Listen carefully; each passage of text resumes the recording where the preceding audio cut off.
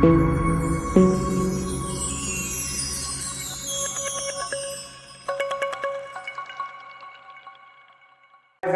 ఈరోజు ఎంతో టేస్ట్గా ఉండే పల్లి పకోడీ చేసుకుంటాను ఫ్రెండ్స్. పల్లి పకోడీ కోసం పచ్చి వాసన పోయేదాకా పల్లీలు డీప్ ఫ్రై చేసుకుంటాను ఫ్రెండ్స్.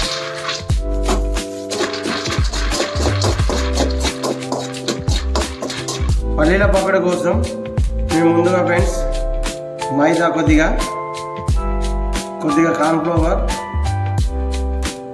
కొద్దిగా బియ్యం పిండి ఫ్రెండ్స్, కొద్దిగా కారం, కొద్దిగా పసుపు, రుచికి సరిపోయేంత ఉప్పు, కొద్దిగా గరం మసాలా,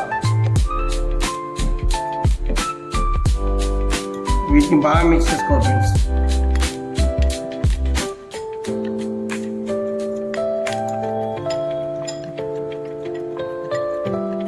కొద్దిగా వాటర్ పోసుకుంటా ఒక్కటి పిండిలాగా కలుపుకోవాలి ఫ్రెండ్స్.